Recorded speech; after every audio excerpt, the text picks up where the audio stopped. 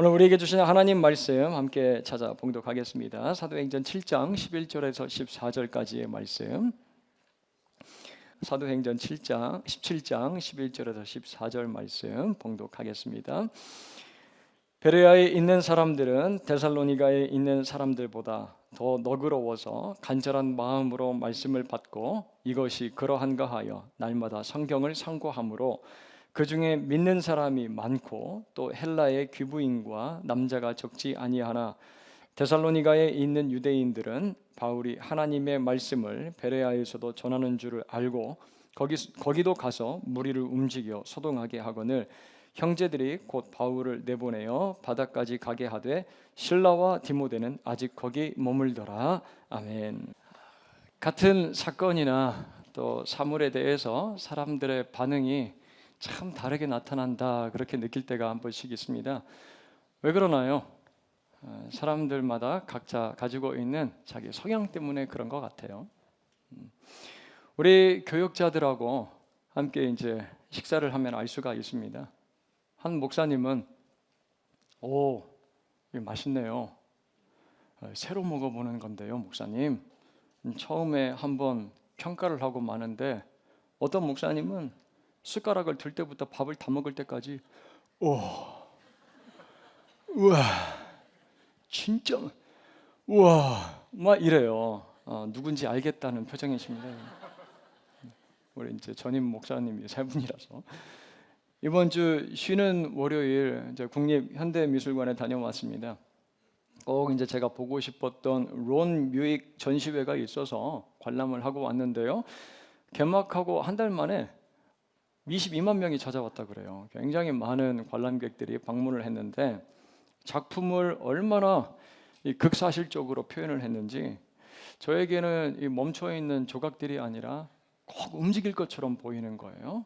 그리고 그 정지해 있는 조각들을 여러 각도에서 자세히 관찰하도록 사람을 자꾸 움직이게 만드는 그 힘을 제가 느낄 수가 있었습니다. 그 조각이 어떠한 모습인지 자세히 관찰하려고 자꾸 움직이게 만들더라고요. 저를 보는 내내 입을 벌리고 정말 감탄하면서 관람을 했습니다. 주최 측에서도 이렇게 기대하지 않았던 폭발적인 반응이라고 이야기를 해요. 그런데 이 놀라운 작품 앞에서도 전혀 반응하지 않는 사람들이 있어요.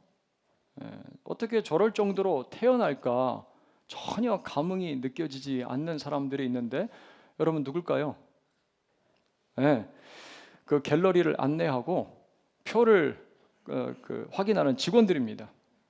선생님 거기 밟으시면 안 되세요. 줄은 이쪽으로 서셔야 되고 몇 분 들어가십니까? 기념품은 이쪽에 준비가 되어 있습니다. 얼마나 이 멘트를 반복을 했는지 마치 AI처럼 톤 하나 변하지 않고요. 다 일정하게 그 톤을 유지를 하면서 이야기를 하는 거예요. 그 론 뮤익 작품을 보거나 그 정교한 조각을 지나가면서도 아무런 반응을 보이질 않습니다. 무반응이에요. 이렇게 새로운 변화, 힘, 어떠한 질서나 소식 흘러 들어가면 사람들은 반응을 하게 되어 있습니다. 좋다, 경이롭다, 멋지다, 아름답다, 놀랍다. 하지만 그 다 다른 반응들도 나타나는 것을 우리가 볼 수가 있어요. 싫다, 불편하다, 이해할 수 없다, 어렵다, 불편하다, 나랑 별 상관없다. 이런 이제 반응들도 나타날 때가 있습니다. 미국 옐로우스톤을 가보면요, 활발한 간원철들을 구경을 할 수 있다 그래요. 그중 물기둥이 25m나 위로 확 하늘로 분출하는 그 모습이 장관이라고 합니다. 이 거대한 천연 분수쇼, 이게 자연 현상에 의해서 뭐 인위적으로 만든 게 아니라 천연적으로 이렇게 분수가 쫙 하늘을 향해서 올라 솟구치는데 이 분수쇼의 이름이 올드 페이스풀입니다. 올드 페이스풀이라고 그래요. 우리말로 하면 한결같은 오랜 세월 신실하고 변함없는 그런 이제 뜻이겠죠. 그 이유는 한 번도 어기질 않고 마치 약속이나 한 것처럼 정확한 시간에 이 물줄기가 솟아오르기 때문에 그렇습니다. 이 놀라운 모습을 기다리고 있다가 처음 본 사람들은 난리가 납니다. 박수를 치고 환호성을 지르는데요, 그렇지 않은 사람들이 있어요. 반응을 전혀 보이지 않는 사람들. 그 근처 카페나 식당 종업원들 눈길을 한번 주질 않습니다. 그 장관이 펼쳐지는데도요, 별 반응이 없어요. 늘 그 시간에 똑같은 높이로 어김없이 솟아오를 그 물기둥, 또 반복될 그 현상이 더 이상 그들에게 감흥을 전달하지 못한다라는 거예요. 감동을 주지 않습니다. 손님들에게 커피와 음식을 나르느라 바쁘고 테이블을 치우느라고 분주한 거예요. 그들은 반응하지 않습니다. 무덤덤해요. 우리가 지난주 나눈 말씀을 기억을 해보면 사도 바울과 실라가 깊은 옥에 던져지고요, 착고에 발이 묶여 있을 때 찬송하고 기도합니다. 심령 가운데 복음을 품고 하나님 앞에 부르짖어요. 찬송합니다. 그 소리에 죄수들이 반응해요. 어떻게 합니까? 귀를 기울여서 그 소리를 듣습니다. 그때 큰 지진이 일어나고 옥터가 흔들리고 그들을 속박하고 있었던 쇠사슬들이 다 풀어져요. 복음을 품고 찬양하고 하나님 앞에 기도할 때 굳게 닫힌 옥문이 활짝 열리는 모습을 우리가 볼 수가 있었습니다. 그런데 닫힌 문이 열리고 메인 것들이 풀어지는 이러한 물리적인 현상이 감옥에만 일어난 게 아니에요. 영적 현상도 일어났습니다. 바울과 실라가 복음을 강력하게 전할 때 인생의 지각 변동이 일어나고 가정 가운데 지진이 일어나고 각자 자신들을 억압하고 붙잡고 있었던 것들로부터 풀리는 경험을 한 사람들을 우리가 만날 수가 있었어요. 귀신 들렸던 여종이 고침을 받습니다. 두아디라 출신인 이방인 여성 사업가 루디아가 마음을 활짝 열어서 그 복음을 받아들여요.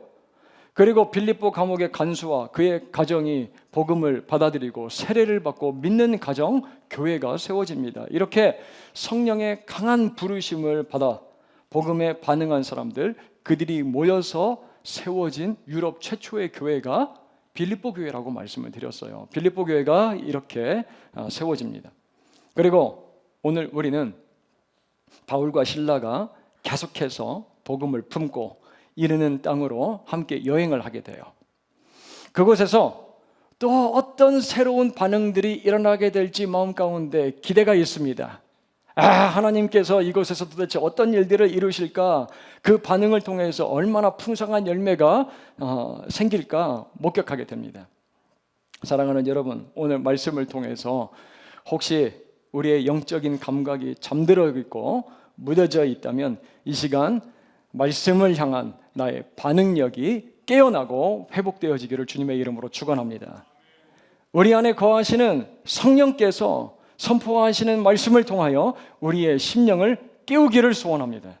그래서 예수 그리스도의 그 십자가 복음, 우리가 늘 듣지만 이 복음을 들을 때마다 뜨겁게 반응할 수 있는 저와 여러분들 모두가 되기를 주님의 이름으로 축원드립니다. 억울하게 고난을 받고 힘든 시간을 보냈어요. 하지만 교회가 세워지는 기쁨을 맛본 바울과 실라, 이제 2차 전도 여행을 계속을 합니다. 멈추지 않고 이 복음이라는 물줄기를, 영적인 그 축복의 파이프 바울을 통해서 흘러가는 모습을 우리가 보게 됩니다. 자, 지도를 보시면 1절 보게 되면 저 하얗게 표시되어 있는, 화살표로 표시되어 있는 곳이 빌립보인데, 그 빌립보에서 시작을 해서 암비볼리와 아볼로니아를 거쳐서 그들이 핑크색 화살표가 가르치고 있는 어디에 도착합니까? 데살로니가에 도착을 하게 돼요. 데살로니가 지역에 도착을 합니다. 다음 지도 한번 보여주시겠어요? 로마는 1세기경에 현재 터키 이스탄불에서 이탈리아까지 이르는 1200km나 되는 고속도로를 뚫습니다. 놀라운 일이잖아요. 1세기경 2000년 전에 1200km가 되는 이런 도로를 뚫어요. 로마가. 얼마나 견고하게 공사를 했는지 2000년이 지난 지금에도 사람들이 여전히 훼손되지 않은 그 길 위를 걸어 다닙니다. 사진 한번 보여주세요. 그 길이 바로 여러분 그 유명한 에그나티아 가도입니다. 에그나티아 가도예요. 이 도로 때문에 모든 길은 어디로 통한다라는 말이 생겼죠? 로마로 통한다라는 말이 생길 정도였습니다. 세상이 볼 때는 로마라는 강력한 제국이 상업과 군사적 목적을 위해서 이 길을 만들었지만 하나님 나라의 관점으로 보면 어떻습니까, 여러분? 복음을 위하여 하나님께서 이미 예비하신 거예요. 이 길을 복음이 콸콸콸 믿지 않는 세계로 흘러 들어가기 위해서 하나님께서 이미 계획하시고 예비하신 길이라는 말씀이에요. 자, 우리도 이번 몽골 단기 선교 떠나가게 되면 왕복 2,000km를 넘는 거리를 오고 갈 거예요. 그런데 길이 없으면 도저히 갈 수 없는 곳입니다. 말 타고 가야 돼요. 낙타나 타고 가야 돼요. 비포장 도로면 정말 힘들 텐데 아스팔트 도로로 잘 깔려져 있습니다. 하나님 나라 관점으로 보면 몽골 정부가 깔았을지 모르겠지만 하나님 나라 관점으로 보면 누가 까신 거예요? 복음을 위해서 하나님께서 역사하셔서 미리 예비해 놓으신 거예요. 그 길을. 그 예비하신 길로 감사하면서 우리가 다녀올 겁니다. 마음에 막 설레요. 그 길을 밟고 선교할 생각을 하면. 자, 복음을 품은 바울과 실라도 이 에그나티아 가도를 따라서 160km를 걸어 도착한 지역이 어디냐면 바로 데살로니가입니다. 그리고 그곳에 있는 유대인들의 회당 안으로 들어가요. 유대인들의 회당 안에 들어가서 2절 말씀 가서 보니까 바울이 관례대로 성경을 가지고 강론했다라고 기록을 하는데 몇 주간 가르칩니까? 3주간 가르쳐요. 3번의 안식일 회당에 들어가서 말씀을 가르칩니다. 지난 시간에도 말씀을 드렸지만 사도 바울은 이방인들을 주 대상으로 선교를 해요. 하지만 안식일 말씀을 전할 수 있는 유대인의 회당을 먼저 찾아갑니다. 유대인의 회당에 먼저 들어가서 말씀을 전해요. 그리고 자기가 평소 하던 그 관례대로 성경을 가지고 강론을 합니다. 여기서 성경은 구약 성경이죠. 구약 성경을 가지고 강론을 했다라는 거예요. 3절 가서 보니까 바울이 이렇게 강론한 메시지의 핵심이 무엇인지를 요약을 하고 있어요. 같이 한번 3절 말씀 읽도록 하겠습니다. 같이 읽습니다. 뜻을 풀어 그리스도가 해를 받고 죽은 자 가운데서 다시 살아나야 할 것을 증언하고 이르되 내가 너희에게 전하는 이 예수가 곧 그리스도라 하니. 아멘. 바울이 전한 소식이 무엇입니까, 여러분? 좋은 소식, 복음이에요. 복음을 전했습니다. 구약 성경에서 메시아에 대한 예언하는 구절들을 조목조목 전부 다 찾아서 예수 그리스도께서 어떻게 그 예언 구절들을 성취하셨는지 바울이 무엇을 했다라는 말씀이에요? 증언했다라고 합니다. 증언했다는 거예요. 자, 이런 면에서 17장과 16장 한 가지 분명히 다른 차이점을 우리가 발견할 수가 있어요. 빌립보에서 바울은 복음을 전하지만 이렇게 성경을 가지고 강론하여 뜻을 풀어서 전도하지 않았습니다. 말씀을 전하지 않았어요. 복음을 증언하지 않습니다. 그 내용도 언급되지 않아요. 왜냐하면 빌립보에는 무엇이 없었기 때문이에요? 회당이 없었습니다. 빌립보에는 회당이 없었어요. 길거리에서, 감옥에서, 루디아를 만난 강가에서 예수님이 누구신지 전했지, 이렇게 구약 성경을 가지고 조목조목 하나하나 따져가면서 성경을 강론할 수 있는 그러한 조건이 형성되지 않았던 것이죠. 강론하지 않아도 됐던 거예요. 그런데 이곳 데살로니가는 어떻습니까? 유대인의 회당이 있고 그곳에 사람들이 모여서 구약 성경을 가지고 매일매일 매주 말씀을 듣습니다. 매주 말씀을 공부를 하는 거예요. 그들에게 바울은요 3주간 회당에 나와서 설교를 합니다. 말씀 사경회를 한 거예요. 말씀을 해석하고 가르쳐요. 어떻게 해요?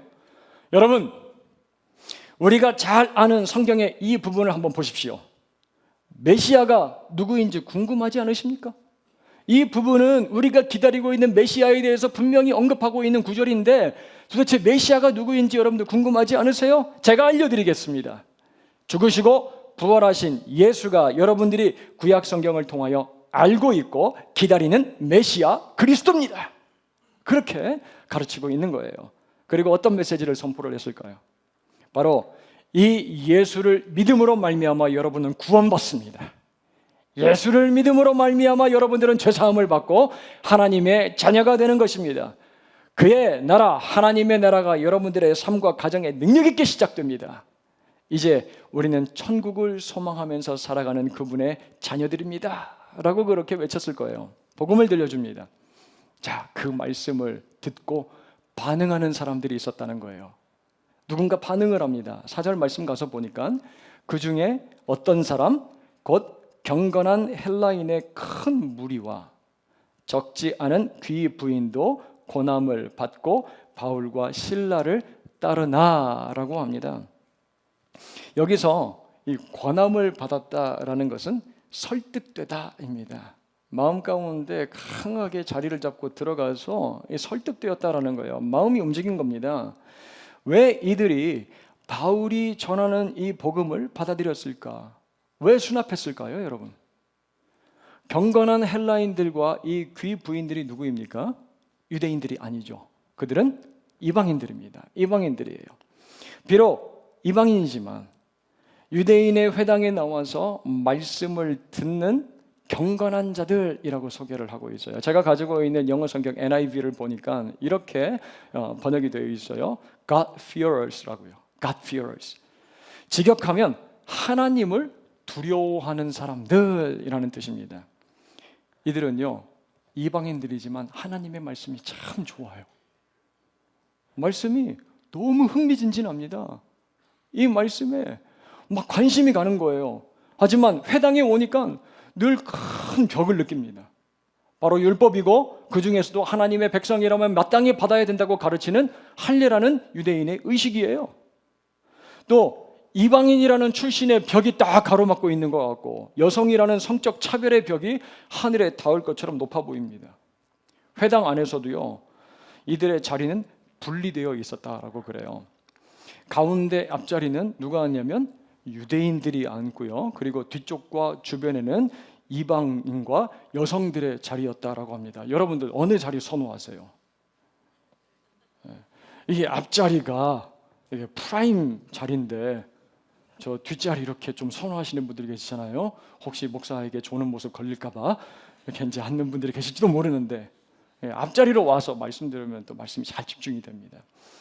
자, 분리되어 있는 이방인과 그리고 여성들, 이들은 말씀을 들을 때마다 마음에 무거움이 자리를 잡아요. 죄책감도 생기고 이번 한 주간 내가 그 율법 지키지 못했는데, 나는 아직 할례도 받지 못했는데 하나님 앞에서 두려움을 느끼는 거예요. 차별 때문에 늘 하나님으로부터 그리고 공동체로부터 거리감을 느낍니다. 차가워요. 그런데 그들에게 지금 바울이 무엇을 전하고 있다고요? 복음을 전합니다. 아주 기쁜 소식을 전하는 거예요. 여러분, 예수가 메시아 그리스도입니다. 할례나 율법으로, 유대인이라는 혈통으로, 남성이라는 성적인 우월함으로 하나님 나라에 들어가는 것이 아닙니다. 예수를 믿음으로 우리는 하나님의 자녀요 백성이 되는 것입니다 라고 그렇게 외치는 겁니다. 이 기쁜 소식, 복음이 경건한 헬라인들 그리고 귀부인들의 마음을 움직여요. 감동시킵니다. 강하게 흘러들어가요. 그리고 이제 회당이 아닌 그 복음의 메시지를 듣고 이 사람들이 누구를 따르기 시작합니까? 바울과 실라를 따라가기 시작해요. 바울과 실라, 복음을 따릅니다. 사랑하는 여러분, 우리에게 이러한 반응이 있기를 바랍니다. 복음과 진리를 따라가는 반응이 여러분들에게 시작되기를 주님의 이름으로 축원합니다. 회복되기를 바라요. 복음과 진리를 따라가는 반응입니다. 말씀을 들을 때 우리가 하나님의 백성이 되고 그분의 자녀가 되어서 하나님의 나라를 현재적으로 이 땅 가운데서 누릴 뿐만 아니라 장착하게 될 영원한 목적지로 소망하고 소유하게 된 이유가 무엇 때문입니까, 여러분? 예수 그리스도 때문이에요. 그러면 누구를 따라가야 됩니까? 이제 복음 따라가야죠. 예수 따라가야 됩니다.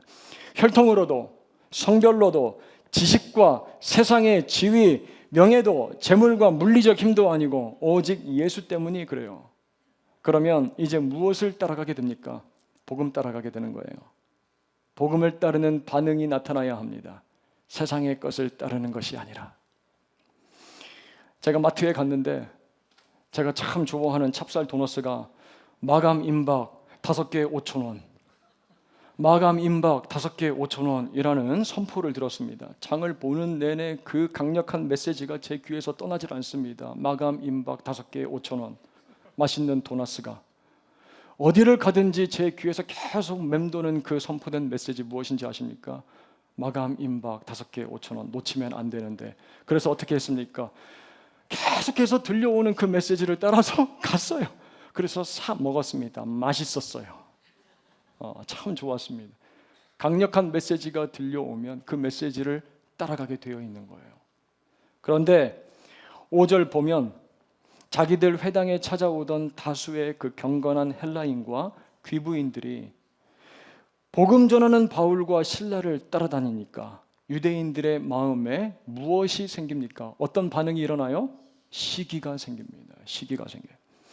헌금과 기부가 감소해서 재정적인 이익도 줄어들고요. 자신들이 누리던 종교적인 영향력도 감소하고 축소되니까 배가 아파 죽겠는 거예요.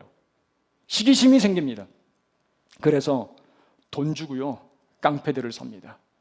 불량배들을 고용해서 떼를 지어서 성을 시끄럽게 만들고 있는 거예요. 얼마나 비겁한 짓입니까, 여러분? 우리나라에도 예전에 정치 깡패들이 판을 쳤던 적이 있는데 그와 비슷한 모습이에요. 그 불량배들이 어디를 찾아가냐면 야손이라는 사람의 집으로 몰려갑니다. 7절 말씀 가서 보니까 이 야손이라는 사람이 바울과 실라를 맞아들였다라고 그래요. 삭개오와 마르다가 예수님을 영접한 것처럼 환대함으로 복음을 품고 받아들인 거예요. 똑같은 단어입니다. 이 받아들였다는 단어가. 자, 그런데 불량배들이 몰려와서요. 야손의 집에서 바울과 실라를 끌어내려고 막 깽판을 치는데 찾을 수가 없으니까 6절에 가서 보면 야손과 및 형제들을 끌고 읍장들 앞에 가서 한다는 소리가 무엇인지 7절을 한번 보세요. 7절 말씀 보시면 이 사람들이 다 가이사, 여러분 가이사는 누굽니까? 로마의 황제죠. 로마의 황제, 그의 명을 거역하여 말하되 다른 임금 곧 예수라 하는 이가 있다 하더이다. 지금 이 불량배들이 야손과 복음을 따르고 있는 형제들을 끌고 와서 무엇으로 고소하고 있습니까? 어떤 죄명으로요? 정치 반역범입니다. 정치범으로요. 로마 황제가 아니라 예수를 임금으로 추종하고 따르는 무리들이 바로 이들입니다. 고소한 거예요. 여러분, 예수를 따르는 반응과 함께 지금 어떤 반응이 동시에 시작이 되고 있어요? 시기입니다. 시기예요. 반항입니다.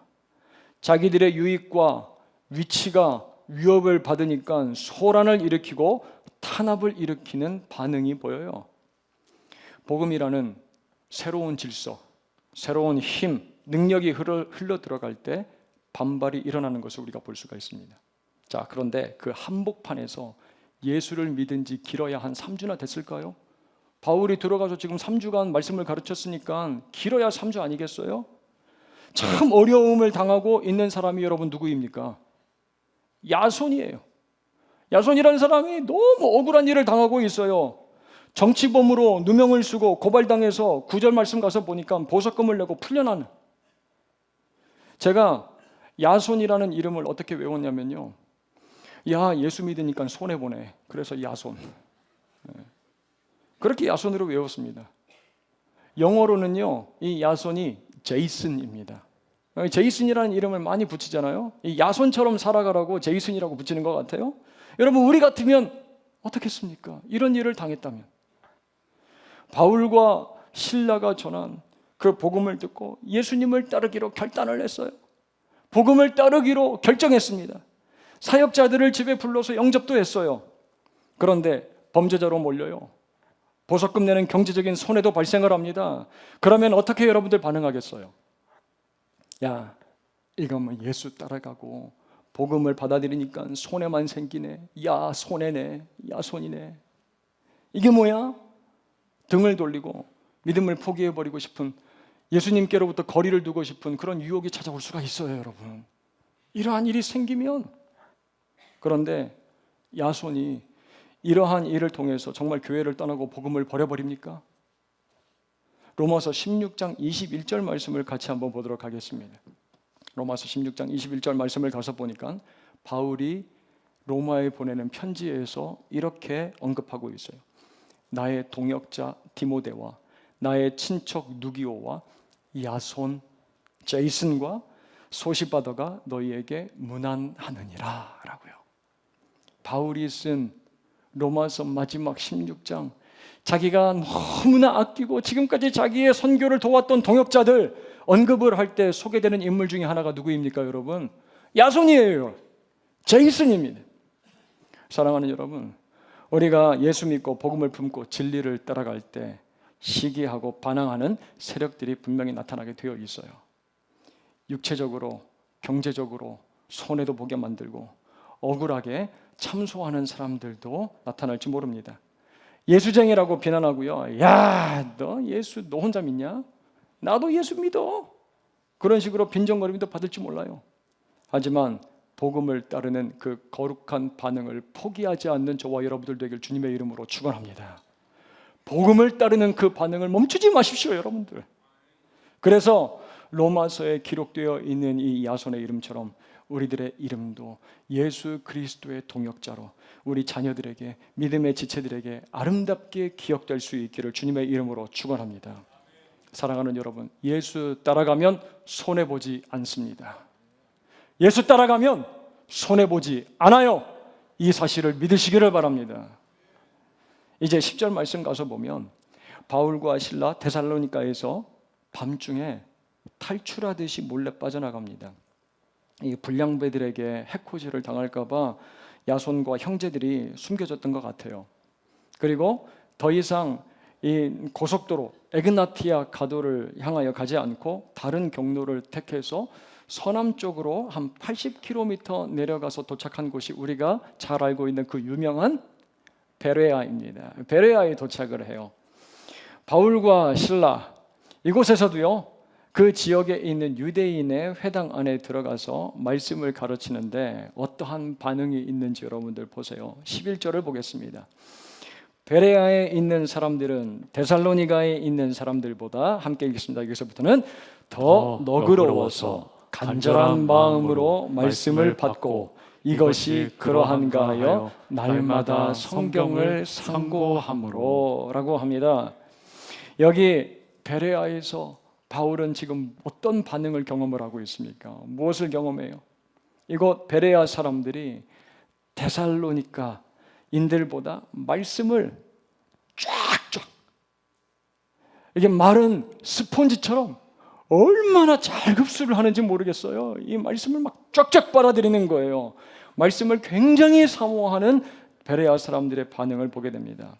여러분, 사도 바울 얼마나 위로를 받았겠어요? 그 마음 가운데 얼마나 기쁨이 넘쳤겠습니까? 데살로니가에서는 도망치듯 야반 도주를 했는데, 야, 여기에도 이렇게 말씀을 기다린 사람들이 있다니, 하나님께서 이곳 베레아 사람들에게도 복음 전하라고 이곳까지 나를 인도하셨구나, 하나님께 대한 감사한 마음이 있었을 거예요. 이 말씀을 준비를 하면서요, 저도 기도했습니다. 하나님, 우리 세안의 모든 믿음의 가족들, 세안의 모든 성도들도 이 베레아 성도들처럼 말씀이 들려질 때 말씀을 마른 스폰지처럼 쫙쫙 빨아들이는, 이렇게 기도해서 진짜 쫙쫙 빨아들이는 그러한 성도들이 되게 하여 주시옵소서. 얼마나 입에 쫙쫙 달라붙는지 몰라요.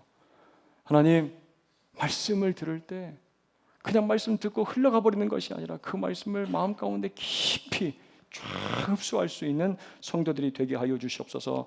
오늘 수료한 양육반, 제자반, 순모임, 예배의 자리에서 이런 반응들이 일어나게 하여 주시옵소서. 그렇게 기도했습니다. 이러한 반응들이 일어나는 우리 세안교회 되길 주님의 이름으로 축원합니다. 그런 베레아인들 어떠한 마음으로 말씀을 받았다고요? 더 너그러워서 간절한 마음. 간절한 마음.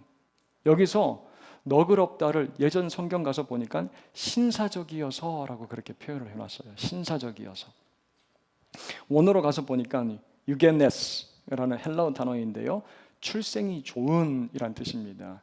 쉽게 말하자면 이게 부정적인 의미가 아니라 좋은 의미로 잘난 사람이란 뜻이에요. 좋은 의미입니다. 잘난 사람들이라는 거예요. 제가 예전에 한번 말씀드린 적이 있죠. 좋은 문화에서 영향을 잘 받은 사람은 무엇이 생긴다고요? 좋은 결이 생긴다라고 말씀드린 거 기억하시죠? 좋은 환경에서, 좋은 문화에서 잘 영향을 받은 사람은 좋은 결이 생긴다고요. 이러한 결을 소유하고 있는 베레아 사람들이 간절한 마음으로 말씀을 받습니다. 그래서 어떻게 해요?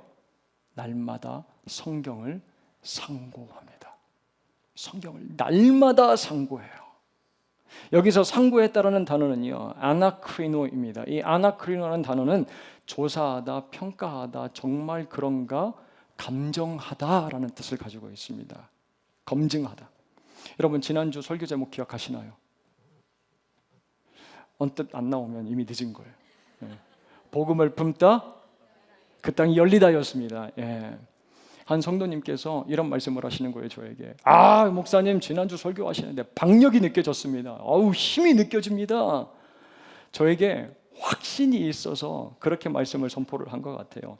기도하고 찬양하며 묶인 것들이 끊어지고 닫힌 것들이 열리는 하나님 놀라운 역사가 일어날 것입니다. 그런 확신을 가지고 믿음을 가지고 막 선포를 했더니 그런 박력이 느껴졌던 것 같아요. 지난주 말씀을 듣고 시간을 정해서 기도하고 찬양하신 분들 계세요? 제가 막 박력 있게 힘 있게 설교를 했는데 시간을 정해서 하나님 앞에 나아가 찬양하고 기도하신 분들 계십니까? 말씀대로 찬양하고 기도하면 정말 열리고 풀리는 그런 하나님의 놀라운 능력이 나타나나? 검증해 보신 분들 계세요? 만약에 그런 분들이 계시면 그 모습이 바로 베레아 사람들의 반응인 거예요. 그러한 모습이 베레아 사람들의 반응입니다. 우리 교회에 주일 설교를 요약해서요, 주변 지인들에게 보내는 집사님이 계십니다. 주일 밤에 제 설교를 몇 번이나 들으신대요. 저는 한번 설교하고 집에 들어가서 제 설교 다시 듣기가 너무 힘들어요. 막 창피해요. 부끄럽기도 하고. 그런데 설교를 듣고 또 들으면서 막 요약을 하시면서 그걸 정리하시는 안수 집사님이 계세요. 그 일이 쉽지 않을 텐데 4년 넘게 한 주도 거르지 않고 꾸준히 이 사역을 하고 계십니다. 한 번은 제가 이렇게 물어봤어요. 집사님, 그거 힘들지 않으세요?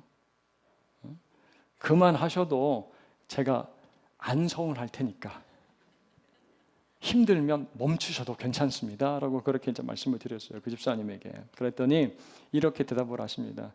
목사님, 이제는 말씀을 기다리는 구독자가 생겨서 저도 어쩔 수 없어요. 힘들어도 그냥 하는 거예요. 이제 그 말씀을 기다리는 구독자가 생겨서. 그러면서 자기가 받으신 메시지를 제게 보내주셨어요. 보내주신 말씀이 성경을 제 삶에 투영시키고 많은 은혜를 줍니다. 여러 반응들이 온다는 거예요. 말씀을 보내면 이러한 반응이 있기 때문에 말씀을 요약해서 전달하는 그 사역을 그만둘 수가 없다라고 이야기를 하시는 거예요. 반응이 있으니까. 사랑하는 여러분, 말씀을 듣고 감정적인 반응만 경험하는 것이 아니라 베레아 사람들처럼 너그럽게 간절한 마음으로 그 말씀을 받고 이것이 그러한가 하여 말씀, 성경을 살아내는 반응이 우리에게 회복되고 시작될 수 있기를 주님의 이름으로 축원합니다.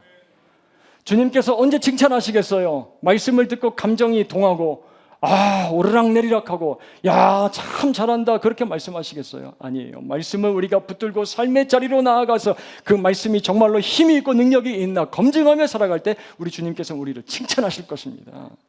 그때 어떤 열매가 있어요? 13절 가서 보니까 유대인들이 베레아까지 쫓아옵니다. 지긋지긋해요, 이 유대인들은.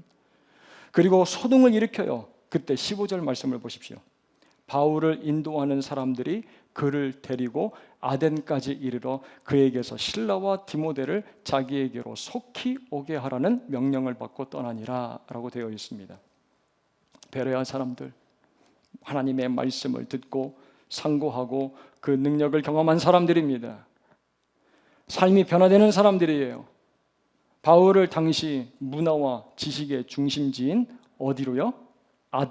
아덴이라고 되어 있지만 이곳은 아테네입니다. 이 아테네까지 데려다 줘요. 지도를 한번 보시죠. 핑크색으로부터 노란색 화살표가 되어 있는 곳까지 데려다 줍니다. 무려 500km예요. 뜨겁게 복음에 반응한 베레아 사람들, 그 복음을 품고 사도 바울과 같이 변화된 삶을 살아가고 있는 베레아 성도들, 이들은 이제 복음을 흘려내보내는 하나님이 사용하시는 귀하고 아름다운 도구로 붙들려 있는 모습을 우리가 보게 되는 거예요. 하나님의 도구로 사용이 되고 있습니다. 사랑하는 새 안의 성도 여러분, 말씀을 듣고 그 말씀이 정말 그러한가 한번 검증해 보면서 살아가시기를 바랍니다. 베레아 성도들처럼 상고하시기를 바라요. 그러면 우리의 삶이, 가정이, 우리 교회가 변화될 것이고 복음을 흘려내보내는 축복의 통로로 사용될 줄로 믿습니다. 여러분, 우리 교회 앞에 길 화단에 꽃이 아름답게 심겨서 쫙 폈어요. 얼마나 좋은지 몰라요. 막 기분도 좋아지고요. 그래서 아침에 출근할 때 교회 안으로 제가 올 수가 있는데 일부러 바깥으로 나가가지고 뺑 돌아서 교회 안으로 다시 이렇게 들어옵니다. 그러면 이제 교회에서 우리 목사님들 이렇게 얘기도 해요. 목사님 어디 다녀오세요? 밖으로 나가서 출근했지. 빨갛고 하얗고 사진에서 보는 것처럼 너무 예쁘게 핀 꽃들을 보는데요. 이 꽃이 제 눈에 들어오는 순간 이런 반응이 탁 생겼습니다. 어떤 반응이 오냐면, 하나님, 빨갛고 하얗고 예수님의 붉은 보혈로 양털같이 희게 되게 하여 주시옵소서. 여러분, 수준 높지 않아요? 예쁘다 이러면서 가는 게 아니에요. 빨갛고 하얀 거 보는데 예수님의 보혈이 생각나고 거룩하게 양털처럼 하얗게 된 내 모습이 마음 가운데 소원이 되는 거예요. 그래서 지혜동 집사님에게 물어봤습니다. 집사님, 일부러 이렇게 심었어요? 역시 목사님이라서 해석이 좋으시네요. 이렇게 말씀을 하시는 거예요. 해석이 좋고 반응이 일어나는 거예요. 이러한 것들을 봐도 반응이 있습니다. 여러분, 예수님께서 기뻐하시고 칭찬하실 반응이 무엇이라고 생각을 하십니까? 말씀을 받고 그 말씀대로 살아보는 거예요. 말씀 의지하고 정말 그 말씀에 이러한 능력이 있는지 그 말씀 붙들고 살아보는 거예요. 정말로 능력이 나타나는지 풍랑이 이는 세상, 그 세상을 향하여 믿음을 가지고 한번 걸어보는 거예요. 이때 우리 주님께서는 칭찬하실 것입니다. 잘했다, 착하고 충성된 종아. 그렇게 반응하며 복음을 우리 주위로 내 남편과 아내 그리고 자녀들, 직장의 동료들, 이웃들에게 흘려내보낼 수 있는 저와 여러분들 예수 그리스도의 제자로 승리하며 살아가는 우리 새 안의 모든 믿음의 지체들 될 수 있기를 주님의 이름으로 축원합니다.